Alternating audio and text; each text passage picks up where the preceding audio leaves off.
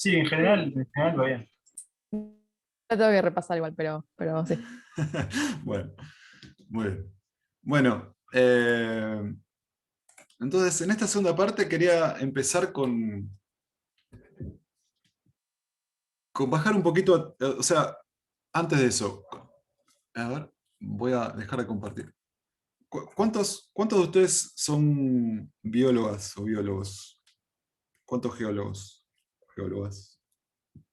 ¿Biólogos? Ok. Bueno, cuatro, cinco. Ok. Bueno, lo que quería, porque lo que vamos a ver ahora es como una bajada a tierra un poco de los conceptos que estuvimos viendo en las últimas dos clases.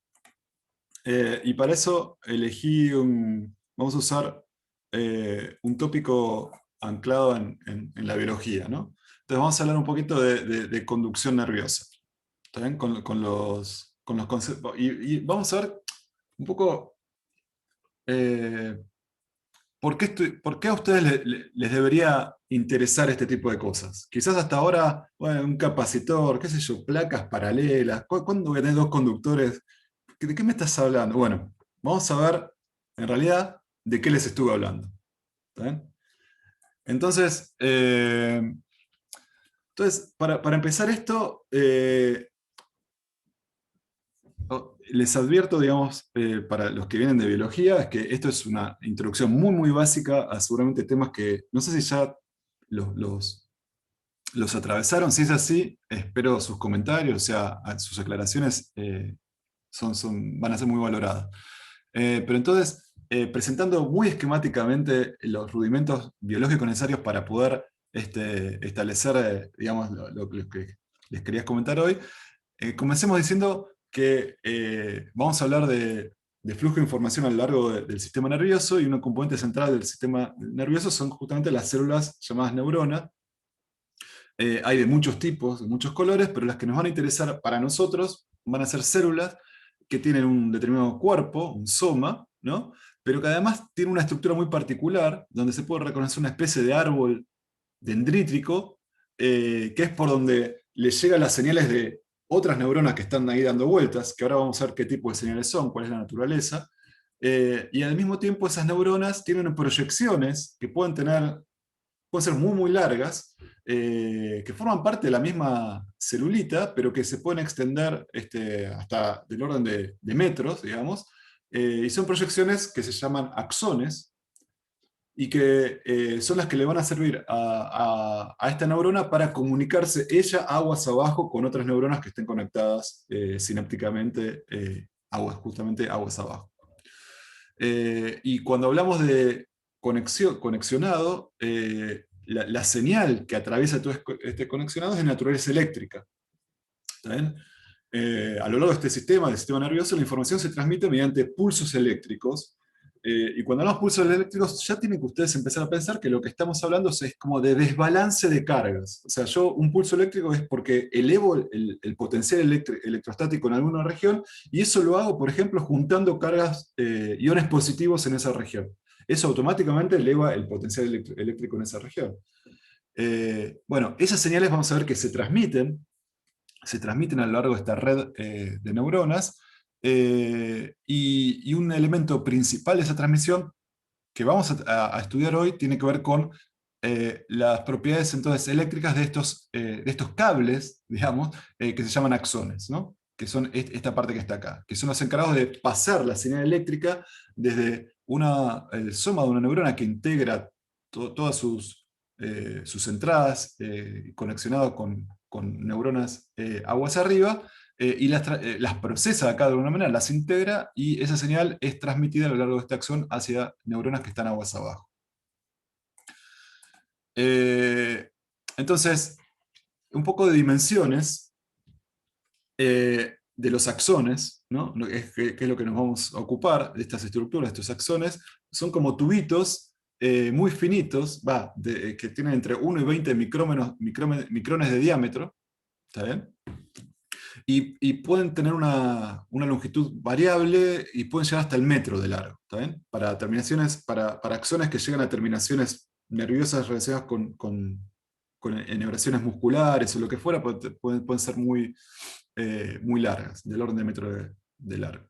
Ahora, a su vez, estos axones muchas veces o están no están desnudos, perdón, sino que están recubiertos por unas células que funcionan como vainas, o sea, los envuelven, son células de Schwann, son estas que están acá, que van envolviendo al axón a lo largo de su recorrido y les proporcionan una vaina de una sustancia que se llama mielina. Ese es el efecto básicamente de este recubrimiento, para que el axón funcione bien, para que tenga las características eléctricas apropiadas, para que pueda transmitir información, tiene que estar recubierto por estas vainas de mielina, que están una seguida de la otra, estas células de Schwann, y dejando eventualmente unas regiones sin recubrir que se llaman nodos de Rambier, ¿está bien? Que son más o menos del orden de 10 a la menos 3 milímetros, el tamaño longitudinal de este nodo de Rambier.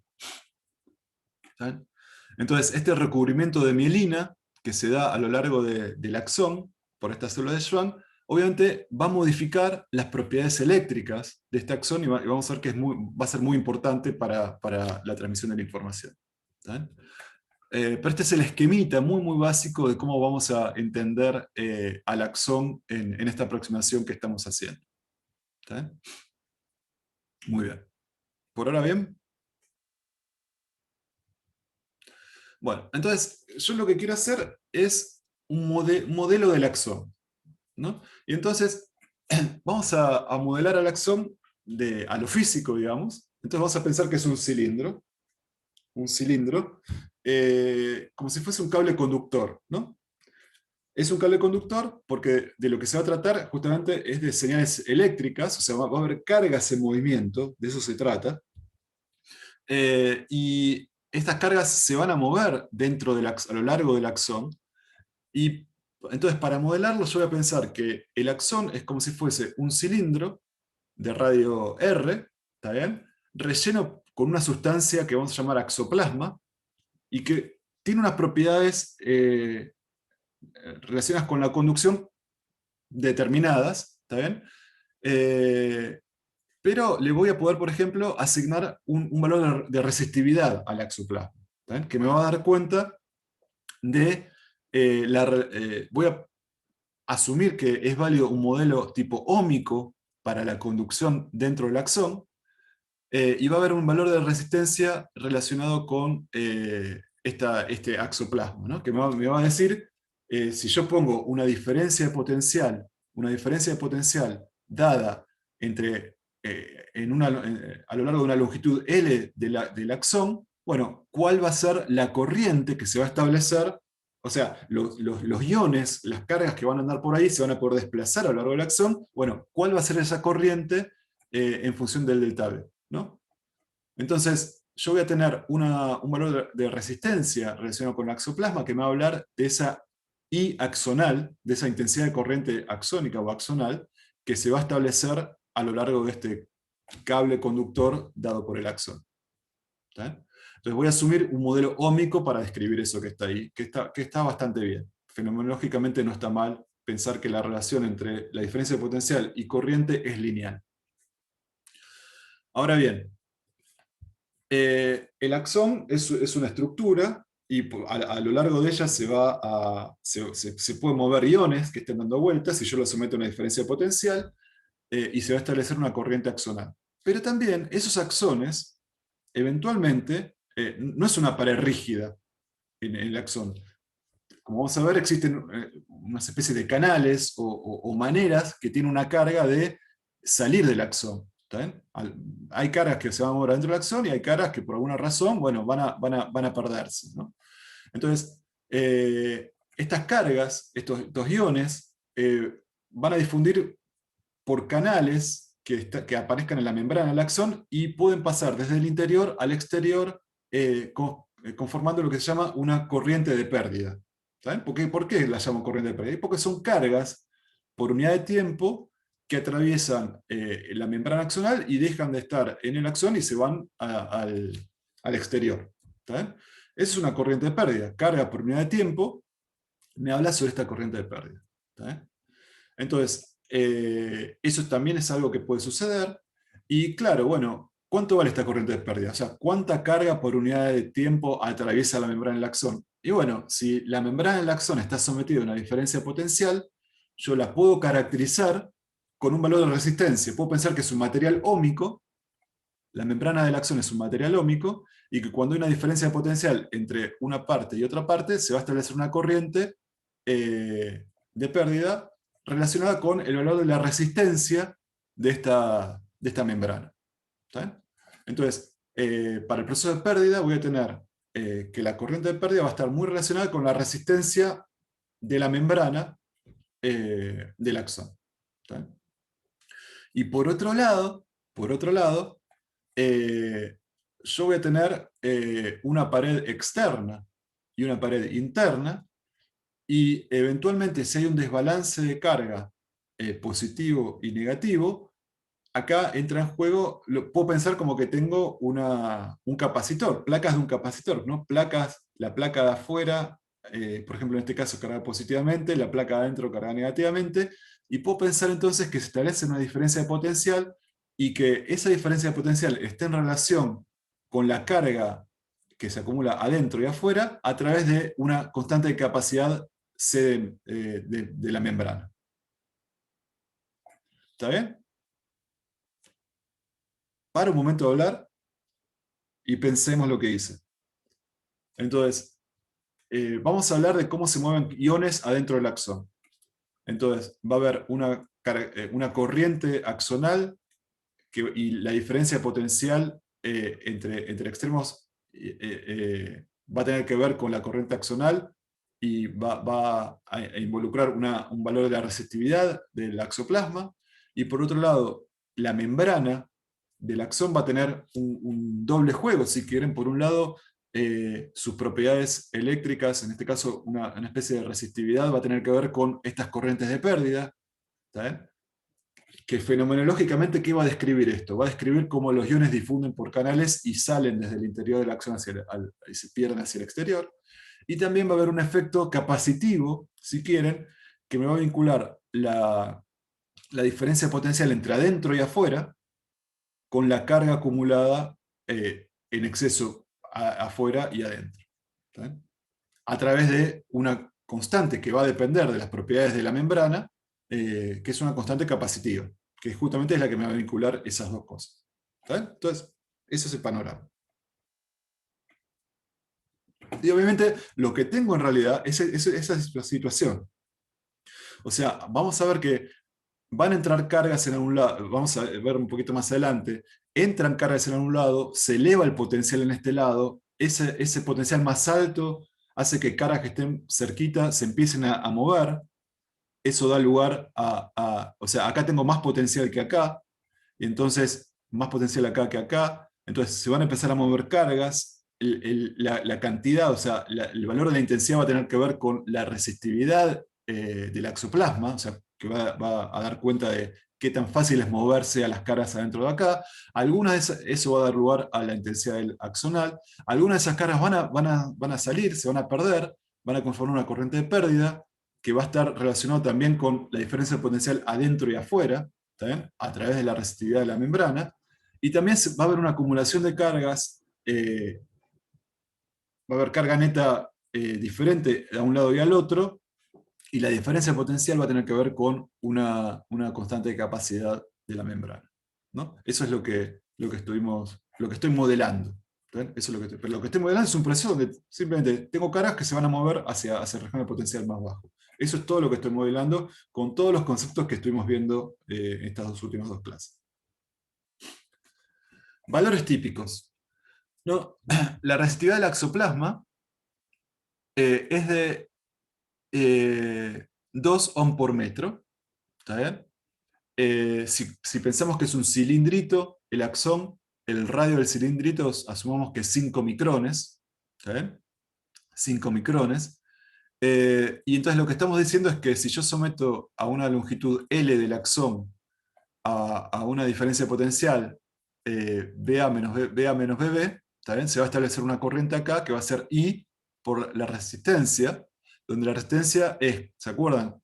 Si pensamos que es un cable de axón, era la resistividad por el largo dividido el área. ¿Está bien?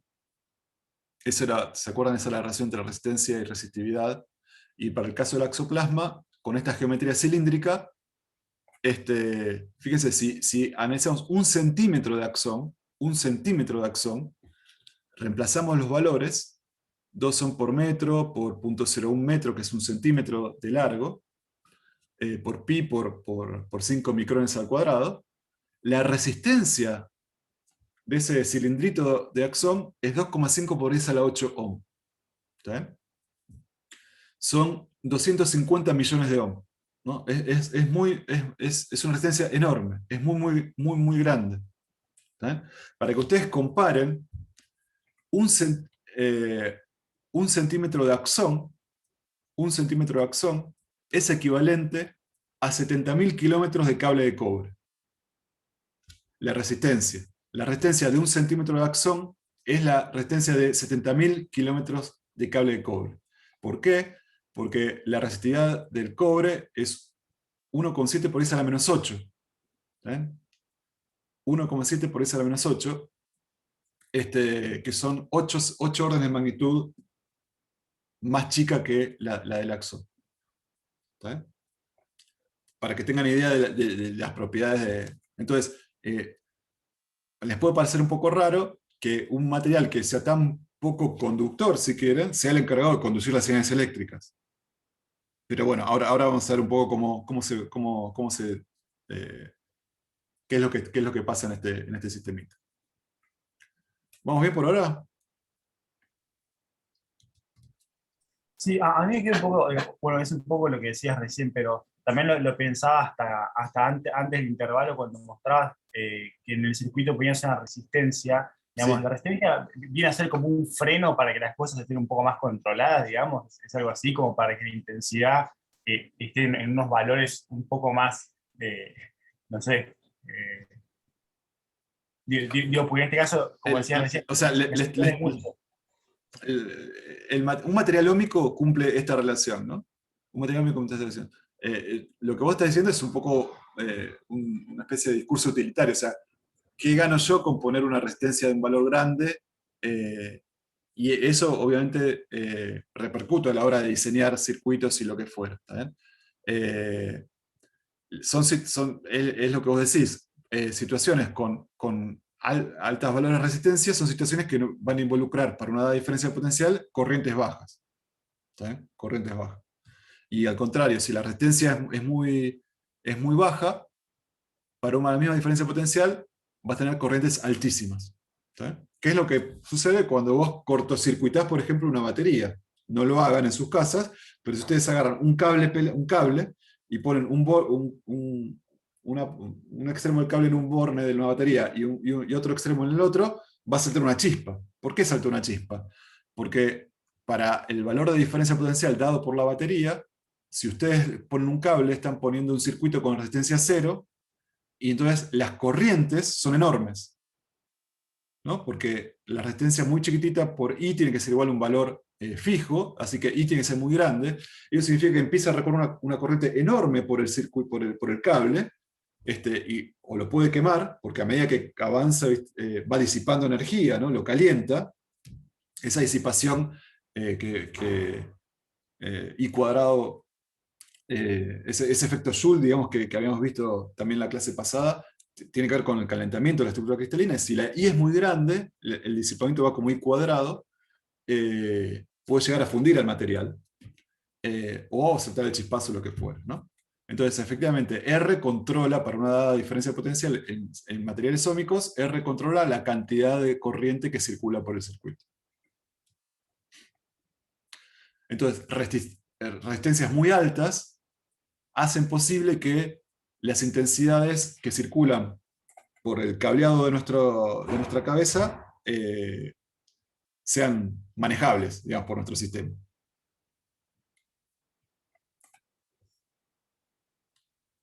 Bueno, los otros parámetros tienen que ver, por ejemplo, con la resistividad de la membrana, y ahí vamos a hablar en realidad de resistencia por unidad de área de la membrana, o sea, y los valores que les paso son 0.2 ohm por metro cuadrado. O sea, un metro cuadrado, si yo agarro un patch de 1 metro cuadrado de membrana, eso tiene una resistencia de 0,2 ohm.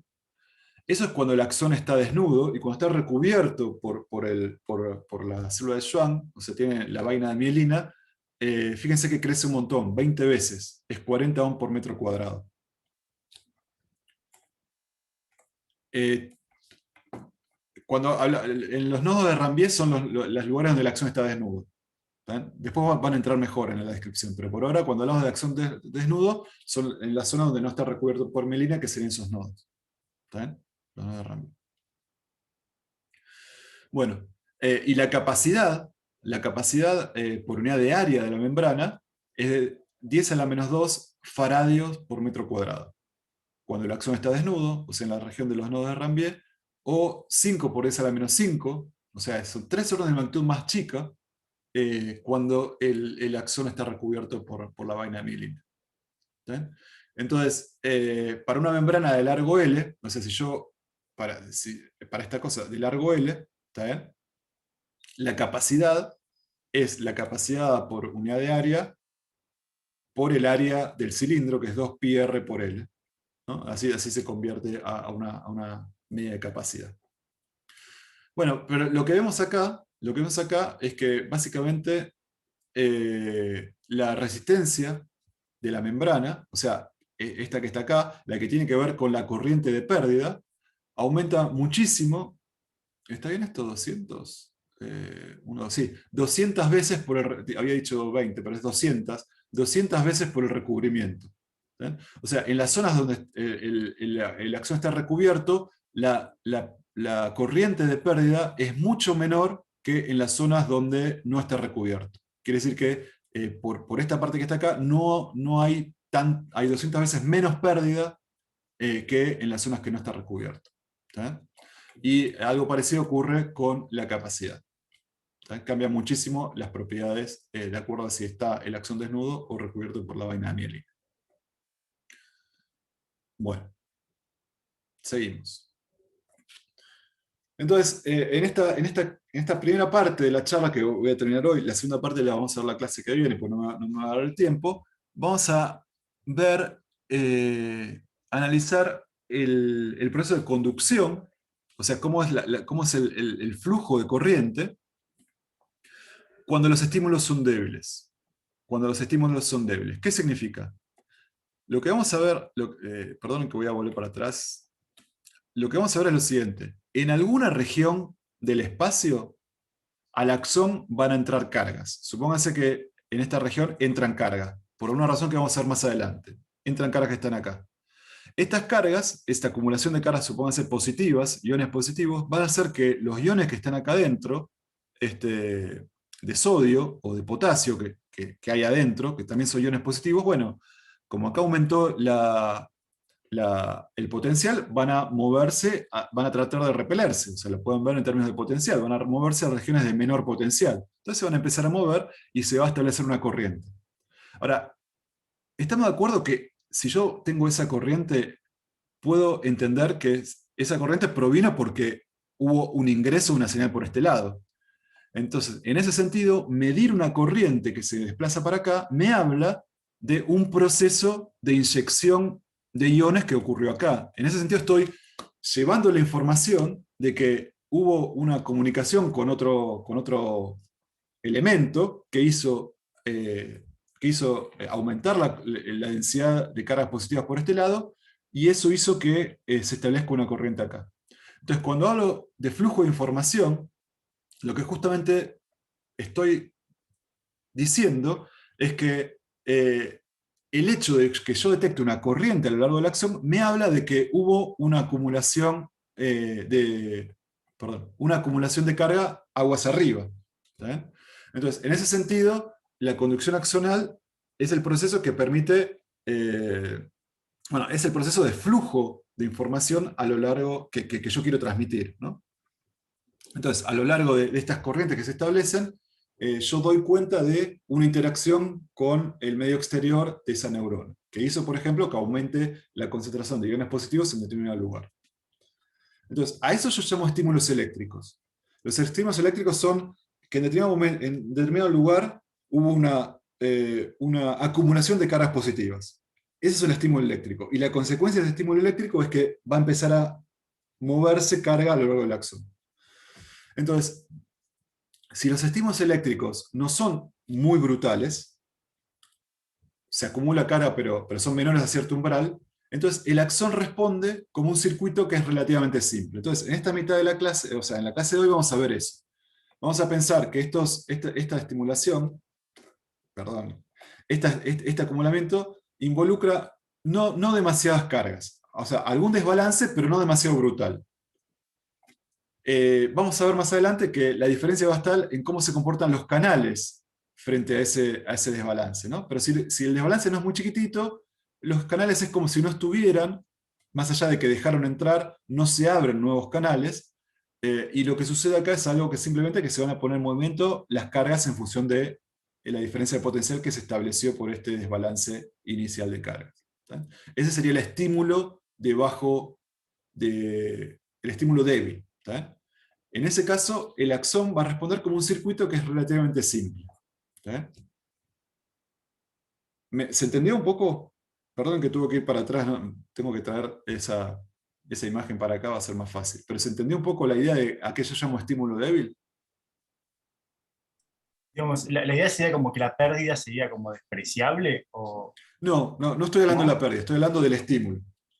Estoy hablando de que, a ver, déjeme.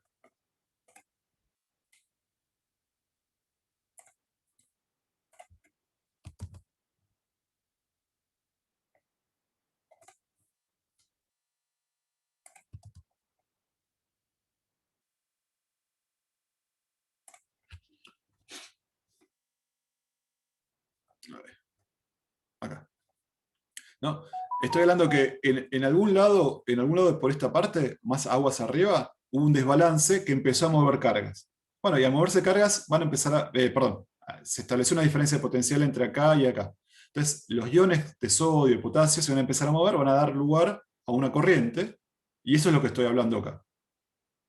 Cuando esta acumulación no es demasiado grande, la imagen es esa. Se van a empezar a mover y voy a tener un movimiento, una I axonal, y voy a tener una I de pérdida, como dice acá. ¿Está? Eso es lo que estoy diciendo. Aguas arriba hubo un desbalance, eso es un estímulo eléctrico, y a partir de ahí se empiezan a mover las cargas. ¿Está bien? ¿Sí?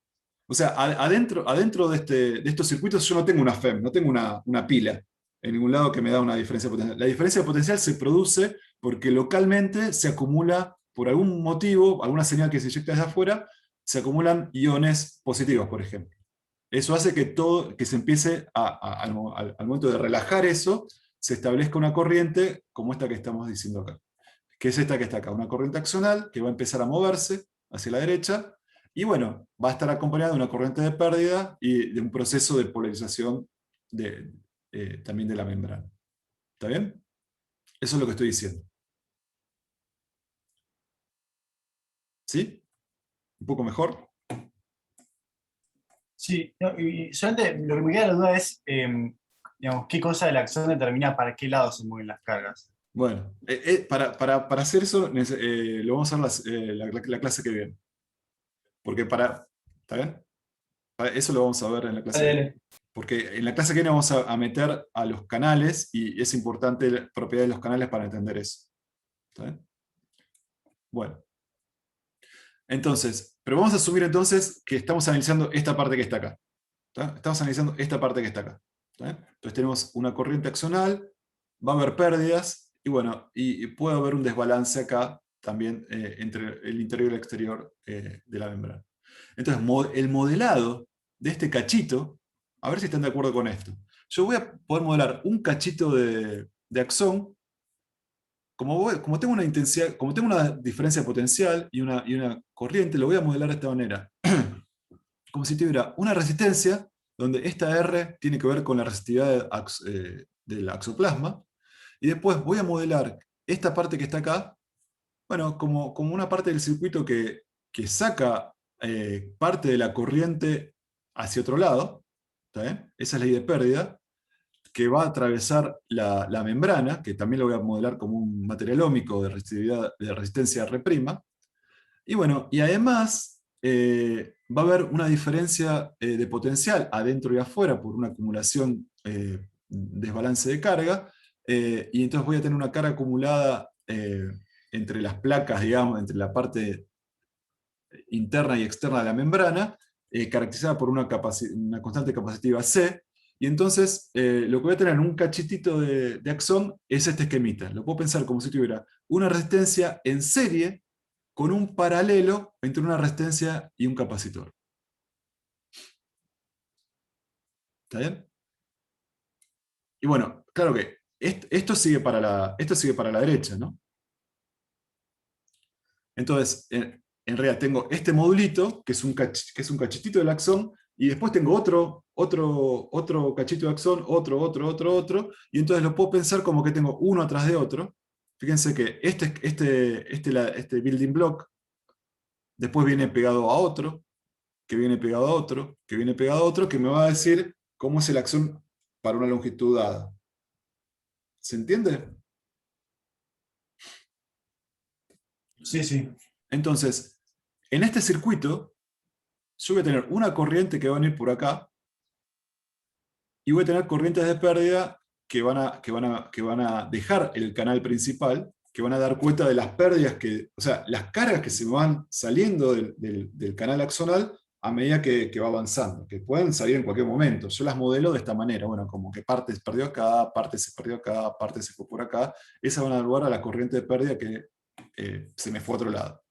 ¿Está bien? En este modelito, la inyección de cargas que elevan el potencial en una región, yo la modelo como si tuviera una pila y ¡pum! La inyección sería, bueno, bajar esta llave. Cuando yo hago eso, inyecto carga positiva acá, elevo el potencial en esta parte, se van a empezar a mover las cargas, voy a tener una parte de la corriente que va a venir para acá, con corrientes de pérdida eventuales, y bueno, y con la polarización de estos, la polarización de estos capacitores, ¿no? Que se van a ir cargando. ¿Está bien? Porque a medida que empieza a moverse, parte de la corriente, parte de un exceso de carga va a quedar de un lado, y eso va a inducir la aparición de una carga de signo contrario del otro, a medida que voy avanzando. Entonces, ¿se entiende más o menos este modelo para pensar el axón? Yo lo entiendo, lo único que me queda la duda es o sea, cómo es posible que quede cargado ese capacitor si el circuito sigue conectado y podría haber una corriente que pase por las resistencias verticales y entre un estado como de... O sea, lo que está diciendo es que no todas las cargas van a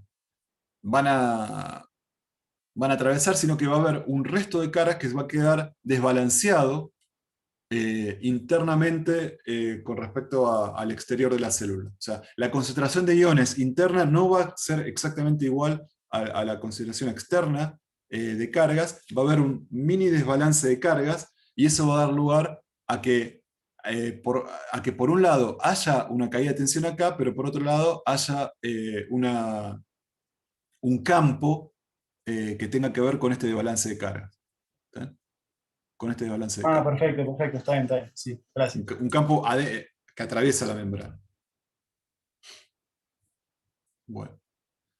Entonces, este es el modelo para pensar el axón. Les recuerdo que esto es válido para estímulos débiles, porque para estímulos que no son débiles hay que tener en cuenta explícitamente a los canales, que son las puertas de acceso que permiten entrar y salir cargas al axón. ¿Está? Pero por ahora nos vamos a olvidar de los canales, y este es un modelo válido entonces para describir lo que estamos diciendo. Entonces, no voy a resolver este problema matemáticamente, pero sí quiero que me ayuden a pensarlo. Entonces, para pensar, vamos a agarrar este building block, esta cosa, y vamos a ver cómo son las intensidades en función cómo serían las intensidades en función del tiempo para algo similar a esto. Y para eso lo vamos a hacer en partes. ¿Está bien?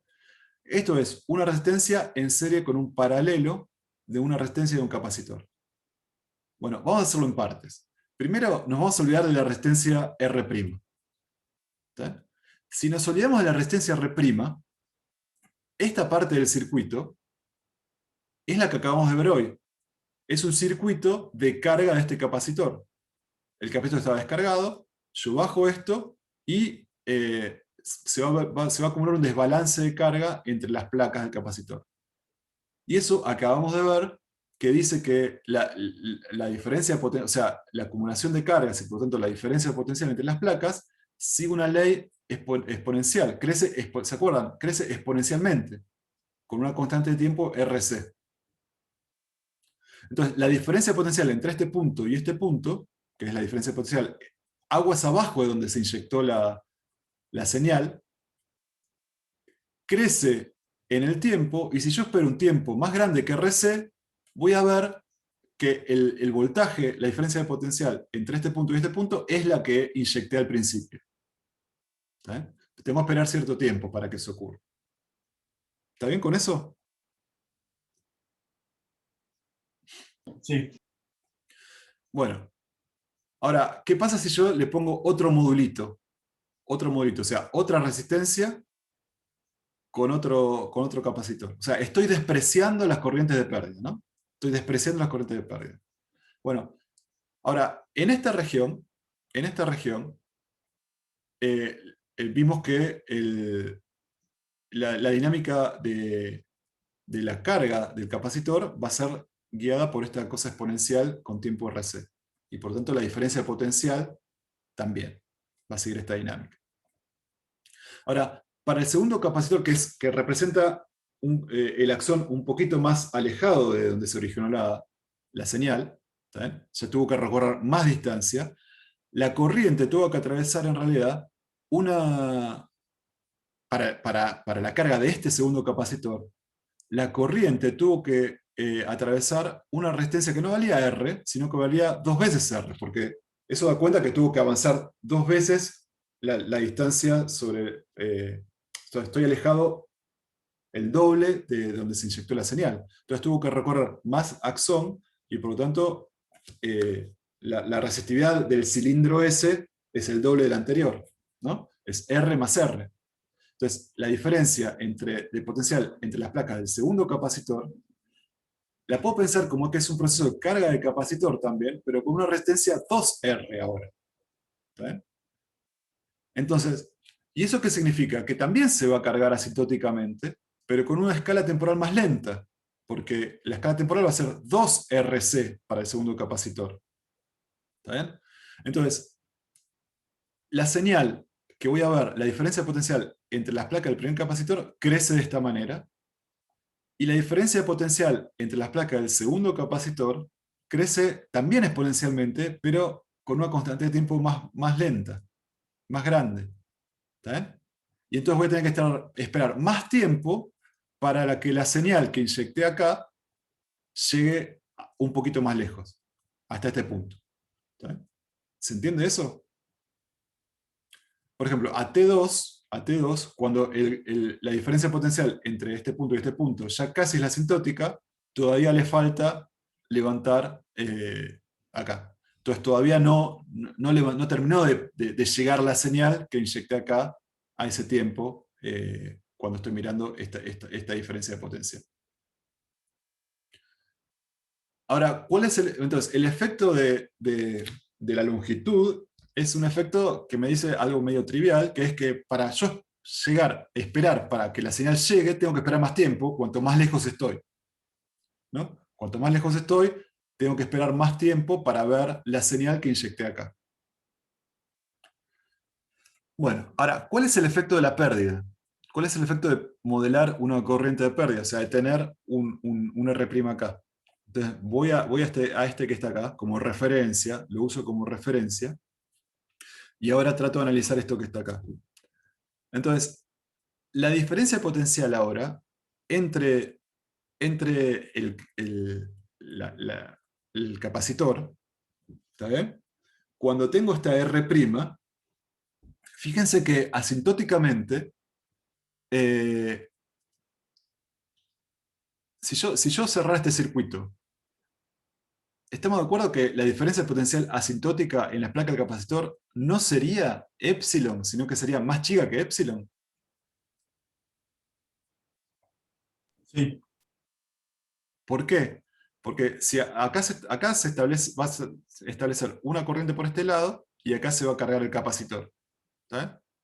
Ahora, asintóticamente, por acá va a quedar dando vueltas una corriente. O sea, todo el tiempo voy a estar perdiendo corriente por acá. ¿Está bien? No toda la corriente se usó para cargar el capacitor este que está acá. ¿Está bien? Y cuando el capacitor ya está cargado completamente, va a seguir corriendo una corriente por este lado. ¿Está bien? Entonces, el potencial en A, si por acá sigue corriendo una corriente, el potencial en A, estamos de acuerdo que el potencial en A es más chico que el potencial en el borne positivo, porque hay una caída de tensión en la primera resistencia. ¿Está? Hay una caída de tensión en la primera resistencia. ¿Está? Entonces, el potencial acá no es el de epsilon, sino que es I por R. Veces más chico, es menor que el potencial en epsilon. Entonces, asintóticamente, la diferencia de potencial entre placas no va a ser epsilon, sino que va a ser más chiquitita. Porque la diferencia potencial entre A y B no es la diferencia potencial entre el borne positivo y negativo de la pila. Entonces, asintóticamente, en esta situación, cuando tengo pérdidas, la señal, o sea, la diferencia potencial que se alcanza, es menor que la que inyecté. ¿Está bien? Entonces tengo el efecto de las pérdidas es que disminuye la señal, obviamente porque ya no tengo tantas cargas, como perdí las cargas que conformaban la corriente axonal, se me fueron y ahora no las tengo todas disponibles para cargar el capacitor en esta situación. Por eso no llevo ese valor. Y además, a medida que me voy alejando de donde inyecté la señal, como tengo que atravesar una región del axón más larga, es como que yo tuviera una resistencia más grande y por lo tanto tengo que esperar más tiempo, porque la constante de tiempo es RC. Si aumenta la resistencia para llegar a un nuevo punto, la señal va a llegar con un retraso. Entonces, esas son las dos consideraciones que hay que tener en cuenta para entender cómo va a funcionar esto. Porque ahora yo tengo todo esto. Un axón, para señales débiles, es este circuito, ¿no? Esto, seguido de este bloque, seguido del mismo bloque, etc. Entonces, a lo largo del axón, si yo inyecto iones positivos acá, o sea, elevo el potencial en este punto, quiere decir que bajo este switch acá, a medida que me voy alejando de ahí, se va a establecer una corriente que va a ir aumentando el potencial en los distintos lados, ¿está bien? Es la corriente esta que está acá, pero ¿qué pasa? Esa corriente, para una dada distancia con respecto a donde yo inyecté, voy a tener que esperar un tiempo más grande, ¿está bien? Para que llegue, y además el efecto de las corrientes de pérdida hace que la señal que llegue se vaya amortiguando. ¿Se entiende?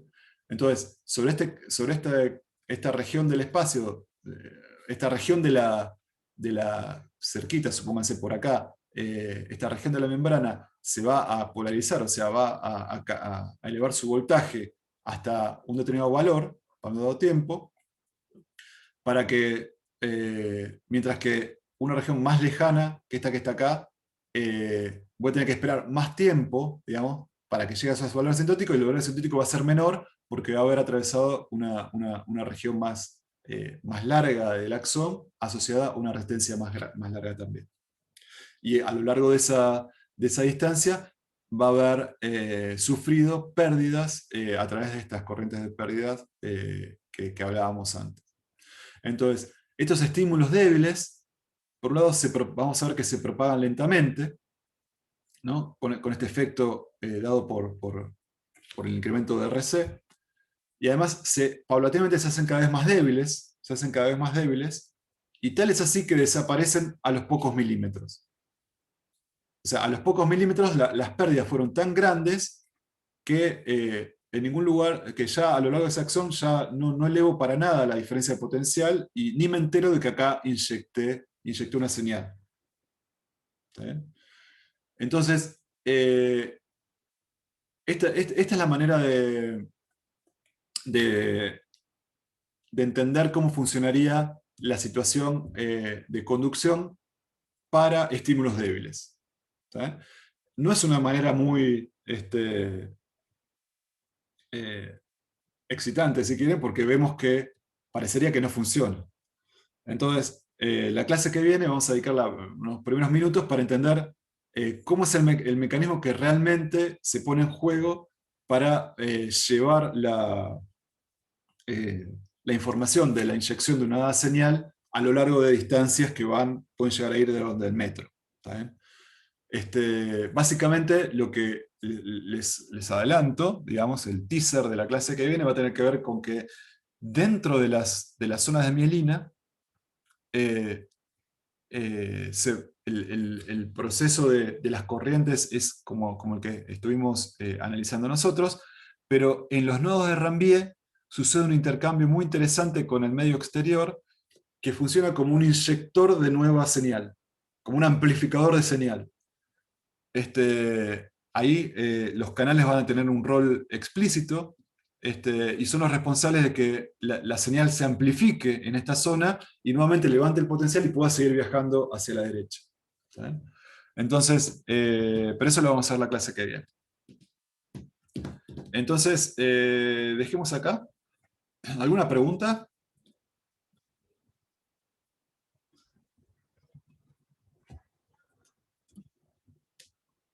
Bueno, entonces, dejamos acá.